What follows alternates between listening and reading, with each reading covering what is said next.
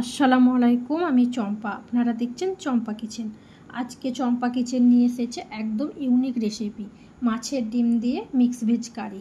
মাছের ডিম আর নানা রকম সবজি, মজাদার কম্বিনেশন, যা খেতে অসাধারণ লাগে।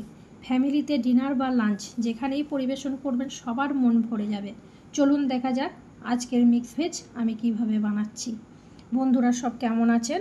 আশা করি সব ভালো আছেন। আলহামদুলিল্লাহ আমি ভালো আছি। ভিডিওটা প্রথম থেকে শেষ পর্যন্ত দেখার অনুরোধ রইল।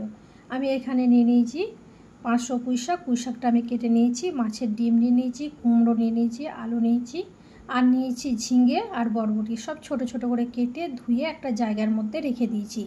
এরপর চাপিয়ে দিলাম আমি কড়াইয়ের মধ্যে দিয়ে দিলাম এখানে কেটে রাখা পুঁইশাকটা, আর দিয়ে দিলাম পানি, আর দিয়ে দিলাম স্বাদ মতন নুন। ঢাকা দিয়ে পুঁইশাকটা আমি সেদ্ধ করে নিলাম, একটা জায়গার মধ্যে রেখে দিলাম।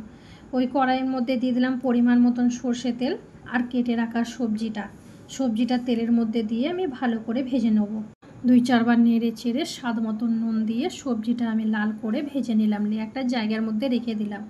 ওই কড়াইয়ে দিয়ে দিলাম পরিমাণ মতন সর্ষে তেলটা যখন গরম হয়ে গেল, ফোড়নে দিয়ে দিলাম সাদা জিরে আর একটা তেজপাতা, আর 2-4টে কাঁচা লঙ্কা চিড়ে, আর অল্প একটু কোচানো পেঁয়াজ তেলের মধ্যে দিয়ে ভালো করে ভেজে নিচ্ছি। এইভাবে যতক্ষণ না পেঁয়াজটা লাল লাল হবে ততক্ষণ অবধি আমি ভেজে নিলাম।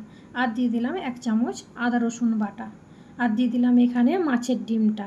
ভালো করে তেলের মধ্যে দিয়ে মাছের ডিমটাও আমি ভেজে নিলাম।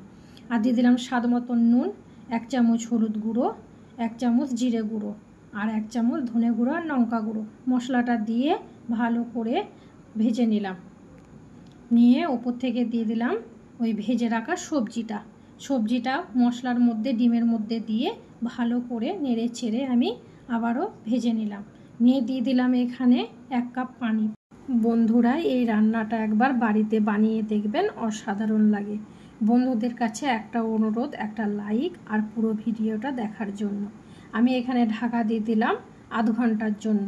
আধ ঘন্টা পর যখন আমি ফিরে এলাম, দেখলাম আমার পুঁইশাক, আলু, সবজি সব একবারে সেদ্ধ হয়ে গেছে। আজকের রেসিপি এখানেই শেষ করছি। আবারও নতুন কিছু নিয়ে হাজির হব, তাই সাবস্ক্রাইব করে নোটিফিকেশন বেল অন করে রাখুন। বন্ধুরা আশা করি রেসিপিটা আপনাদের ভালো লেগেছে। ভালো লাগলে অবশ্যই লাইক, শেয়ার আর সাবস্ক্রাইব করতে ভুলবেন না। চম্পা কিচেনের সাথে থাকুন, আরও মজাদার রেসিপি খুব শিগগিরই আসছে।